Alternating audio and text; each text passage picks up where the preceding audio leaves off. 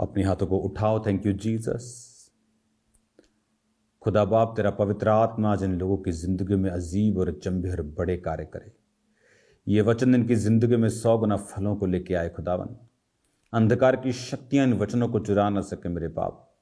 ये वचन तेरे साथ इनके रिलेशनशिप को स्ट्रांग करे खुदावन।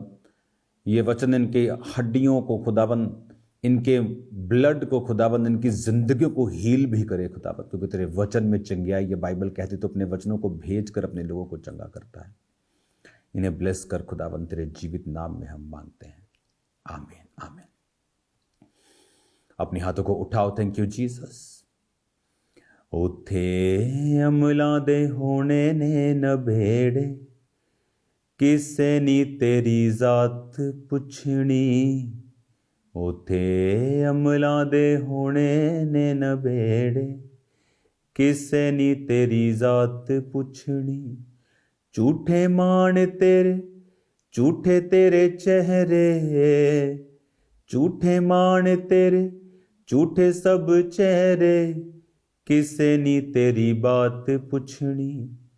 उथे अमला दे होने ने नभेड़े, किसे नी तेरी जात पुछनी।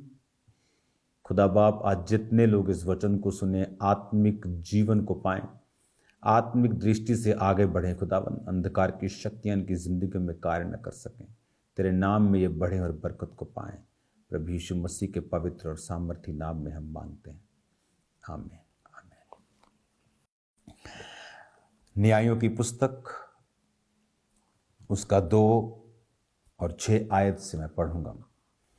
जब यहोशू ने लोगों को विदा किया था, तब इजरायली देश को अपने अधिकार में कर लेने के लिए अपने अपने निज भाग पर गए। यहोशू के जीवन भर, उन वृद्ध लोगों के जीवन भर जो यहोशू के मरने के बाद जीवित रहे और देख चुके थे कि यहोवा ने इजराइल के लिए कैसे बड़े बड़े काम किए हैं, और इजरायली लोग यहोवा की सेवा करते रहे। तब यहोवा का दास नून का पुत्र यहोशू 110 वर्ष का होकर मर गया, और उसको तिम्थरेस में, जो एप्रेम के पहाड़ी देश में गाश नामक पहाड़ के उत्तर की ओर है, उसी के भाग में मिट्टी दी गई। उस पीढ़ी के सब लोग अपने पितरों में मिल गए, और उसके बाद जो दूसरी पीढ़ी हुई तो वो ना तो यहोवा को जानते थे, ना उस काम को जो उसने इजराइल के लिए किया था। यानी जब मूसा मर गया, फिर यहोशू आया। यहोशू जब मर गया तो जो वो पीढ़ी जिसने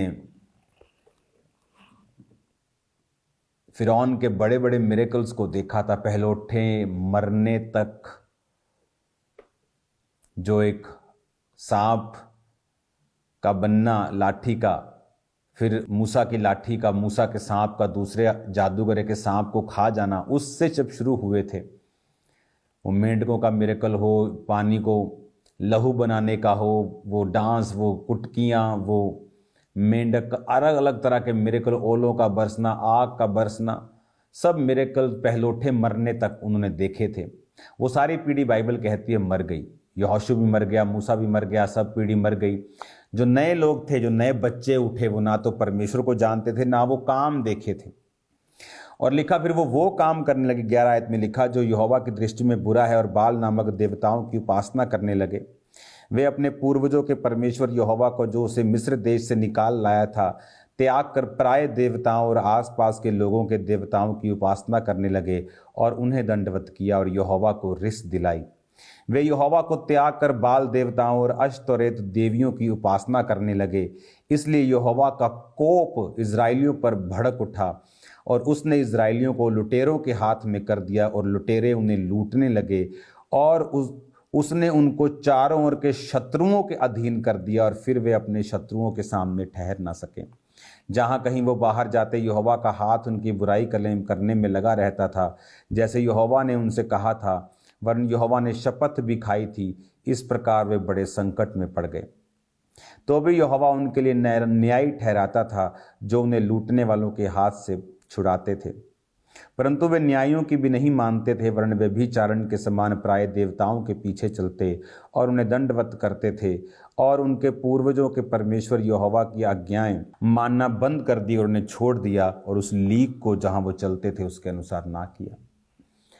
अब यहां पर बाइबल कहती है कि जब उन्होंने परमेश्वर का क्रोध देखा तो क्या हुआ, परमेश्वर ने उन्हें लुटेरों के हाथ में कर दिया।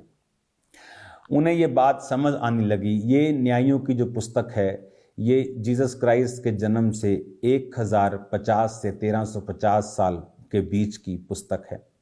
ये तब की पुस्तक है जब इजराइल कौम का पहला राजा शाऊल नहीं राजा बना था। उससे पहले के जितने भी न्यायी होते थे, न्यायी वो लोग होते थे जिन पर परमेश्वर का आत्मा बल से उतरता था और परमेश्वर के लोगों का वो न्याय करते थे और वो शत्रुओं के हाथों से इजराइल कौम को छुड़ाते थे, तौबा का प्रचार करते थे। जब जब इजराइल तौबा करता था, परमेश्वर की ओर मुड़ता था, तो परमेश्वर फिर से उनको उन शत्रुओं से छुड़ाता था और उनको शांति देता था। और बाइबल कहती जब न्यायी 70-80 साल बाद मर जाता था तो लिखा कि 70-80 साल देश में शांति बनी रहती थी।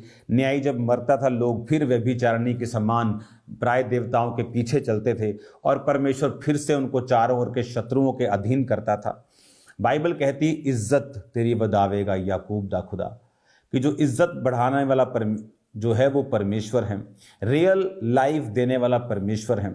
और इसमें परमेश्वर ने ये साबित किया कि तुम्हारी ताकत तुम्हें जिता नहीं सकती, तुम्हारे हथियार तुम्हें जिता नहीं सकते, तुम्हारी कूटनीति तुम्हें, डिप्लोमेसी तुम्हें जिता नहीं सकती अगर मैं तुम्हारे संग नहीं हूं। और यही वचन क्यों उनके जीवन में पूरा वैसा होता था कि उन्हें परमेश्वर लुटेरों के हाथ में देता था, लुटेरे उन्हें लूटते थे। इसीलिए जब गिदौन पर परमेश्वर का दूत प्रकट हुआ तो बाइबल कहती है गिदौन जो था वो दाखरस के एक कुंड में, सूखे हुए दाखरस के एक गड्ढे में लगा लो, गेहूं को छुपा रहा था, क्योंकि वो उनके गेहूं को चुरा के लेके जाते थे।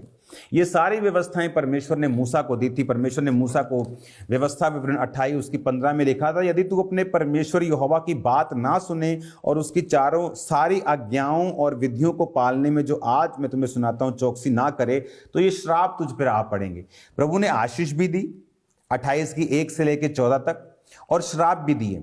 और श्रापों में पहला, अगर आप श्राप पढ़े तो श्रापित हो तू नगर में, श्रापित हो खेत में, यानी तू बिजनेस खोलेगा चलेगा नहीं, तू काम करेगा पसीने की रोटी खाएगा। जो कर्ज परमेश्वर ने आदम को दिया था, परमेश्वर नहीं चाहता था कि आप खून पसीने की रोटी खाएं, उसने आपको इजी लाइफ देने के लिए चुना था, सिर्फ अपने साथ टाइम बिताने के लिए आदम को चुना था। लेकिन ये श्राप लिखा 25 आयत में, यहोवा तुझको शत्रुओं से हरवाएगा, तू एक मार्ग से उनका सामना करने को जाएगा, 7 मार्ग से उनके सामने से भाग जाएगा और पृथ्वी के सब राज्यों में मारा मारा फिरेगा। 33 आयत में लिखा, तेरी भूमि की उपज तेरी सारी कमाई अनजाने देश के लोग खा जाएंगे, तू अंधेर सहता और पिसता रहेगा। एक और आयत को हम पढ़ेंगे, आई थिंक ये 48 आयत होनी चाहिए, हाँ 48। इसमें लिखा, इस कारण तुझको भूखा प्यासा नंगा सब पदार्थों से रहित होकर अपने शत्रुओं की सेवा करनी पड़ेगी, इन्हें यहोवा तेरे विरुद्ध भेजेगा। वही कौम जब यहोवा उनके संग रहता था, जब वो प्रभु के हुक्मों पे चलते थे, तो बाइबल कहती है जब रहाब वेश्या ने सुना कि पुराने राजाओं के साथ, जो अपने आप को बड़े बड़े राजा समझते थे, स्ट्रॉन्गेस्ट आर्मी समझते थे, और इजराइलियों ने उन्हें हरा दिया था। और जब ये बात रहाब वेश्या ने सुनी थी, इसलिए उसने कहा भेदियों को मैं तुम्हारी मदद करूंगी, क्योंकि मैं जानती हूं परमेश्वर तुम्हारे संग है। और जब परमेश्वर उनके संग होता था, बड़े बड़े राजाओं को मार देता था उनके द्वारा। लेकिन जब वो प्रभु से मुड़ते थे, इसलिए मैं कहता हूं कि परमेश्वर की आज्ञाओं को पहले स्टेप पर फॉलो करो। परमेश्वर ने कहा था इजरायली जब कनान, यबूसी, परिज्जी देशों में मैं भेजूंगा और वहां के देश इनको दूंगा, तो ये उन देश के निवासियों को निकाल दें।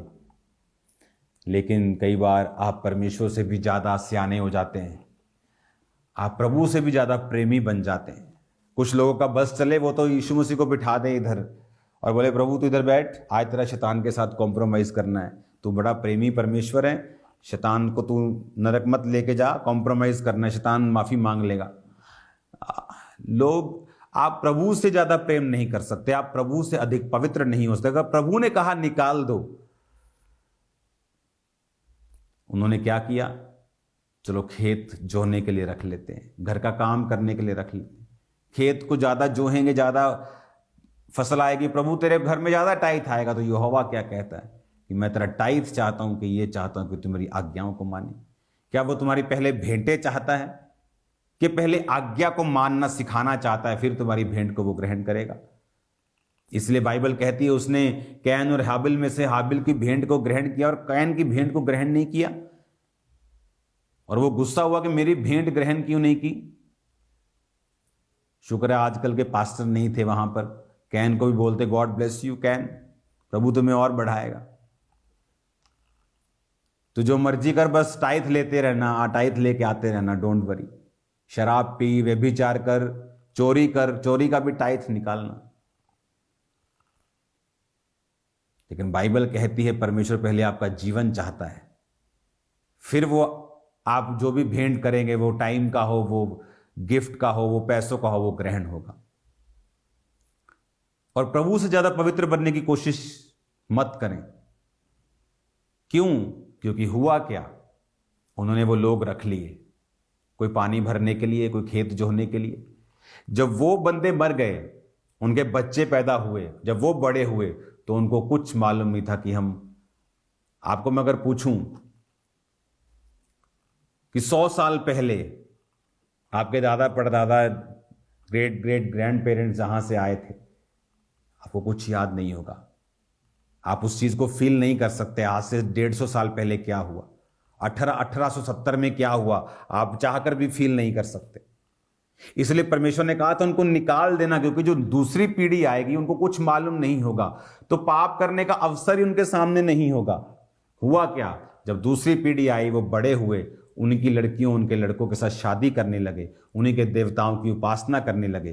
प्रभु नाराज हुआ। जब नाराज हुआ तो व्यवस्था विवरण का वो श्राप जो मूसा को परमेश्वर ने कहा था कि लोगों को बता कि ऐसा होगा, फिर वो श्राप पूरे होने लगे, शत्रुओं के वो अधीन होने लगे, फिर बेचैन रहने लगे, फिर वो उनकी कमाई की जो सारी आस थी वो खत्म होती रही, जो कमाते थे वो अनजाने देश के लोग उसे खाने लगे और वो श्राप घटने लगे।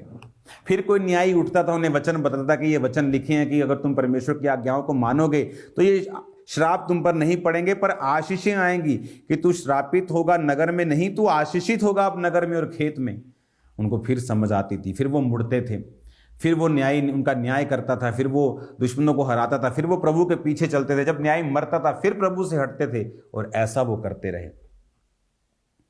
लेकिन अगर वो एक बात ही परमेश्वर की सुन लेते कि उनको निकाल देना, वो वहां होते ही ना, अगर वहां होते ही ना तो शादियां ना करते तो वो उस पाप में उन मूर्ति पूजकों में कभी ना जाते। बाइबल कहती है वो बाल नामक मूर्ति की उपासना करने लगे, जो अपने हाथ से उन्होंने बनाई। इसका मतलब शैतान दूर देखता है, पेशेंस रखता है, धीरे धीरे छोटा छोटा स्टेप, स्मॉल स्टेप्स एक बड़े विनाश की ओर लेके जा सकते हैं। वहीं पे खत्म कर दो। उन्हें लगा कि हम तो यहोवा के मिरेकल्स, हम तो फेथ से भरे हुए लोग हैं, हम तो परमेश्वर को शरेआम रोज देखा है हमने, कोई बात नहीं, इनको रहने दो, घर का काम करने के लिए मेरी वाइफ को मेड चाहिए, इसको रख लो, कोई प्रॉब्लम नहीं। लेकिन वो कैसे उनके फंदे का कारण बन गए। एक प्रभु की आज्ञा को तोड़ना, टाइथ ना देना, बाइबल ना पढ़ना, किसी जीवित चर्च के मेंबर ना होना, पवित्रताई में ना रहना, ठट्ठे हंसी और मजाक में रहना। आप इंजॉय कर सकते हो परमेश्वर के वचन में, घूम सकते हो परमेश्वर के वचन में रह के, लाइफ इंजॉय कर सकते हो वर्ड ऑफ गॉड के अंदर रह के। आज से जीसस क्राइस्ट के वचन को सीरियसली लें। जीसस क्राइस्ट से भी अधिक पवित्र बनने की कोशिश ना करें, उससे अधिक सियाना बनने की कोशिश ना करें। जीसस क्राइस्ट को आपने गाड़ी में तो बिठा लिया, पर उसको स्टीयरिंग नहीं दिया, और आप जिसको गाइड कर रहे हैं, प्रभु हूं तू सज्जे, हूं तू खब्बे चल, तो इन्होंने पता थे रास्ता खराब। आप जीसस को गाइड मत करें, वो उसको स्टीयरिंग दे, वो राइट वे, राइट डायरेक्शन में आपको राइट टाइम पर लेके जाएगा। उसे मालूम है कब शॉर्टकट लेना है और कब नहीं लेना है, और उसे अपनी लाइफ का, अपनी जिंदगी का स्टीयरिंग दे, उसे बिठाएं आगे, और उसको गाइड ना करें, उससे गाइडेंस लें, उससे बात करें, उसे इनवाइट करें अपनी लाइफ में, और वचन पे चलें, छोटे से छोटा वचन आज आपको लगता है कि कोई बहुत बड़ा कोई नुकसान नहीं करने वाला, परमेश्वर फ्यूचर देख रहा है आपका। अपनी आंखों को बंद करो, अपने हाथों को उठाओ। खुदा बाप, तेरे वचन पे चलने वाले लोग ये आशीषित हों, तेरा आत्मा इन्हें छुए, तेरी हीलिंग इन्हें टच करे। Right now be healed in Jesus name. बीमारियां तुम्हें छोड़ के जाएं, हर तरह की तकलीफ तुम्हें छोड़ के जाए। मैं प्रभु के नाम में तुझे ब्लेस्ड घोषित करता हूं। यह वचन तुम्हारी जिंदगी में 100 गुना फलों को लेके आए। प्रभु यीशु मसीह के पवित्र नाम में मैं मांगता हूं, आमीन। खुदा बाप, जितने लोगों ने आज फैसला किया इस वचन पे चलने का, तेरी छोटी से छोटी आज्ञाओं को सीरियसली लेने का, तेरे साथ समय बिताने का, तेरी वाचाओं से ना मुड़ने का, और तुझे ही अपने परमेश्वर, अपने उद्धारकर्ता, अपनी मुक्तिदाता मानने का, सिर्फ एक परमेश्वर को मानने का जो फैसला कर चुके हैं, तेरी बरकत इनके घराने, इनकी लाइफ के ऊपर आए। मैंने आशीषित घोषित करता हूं प्रभु यीशु मसीह के नाम में, आमीन, आमीन।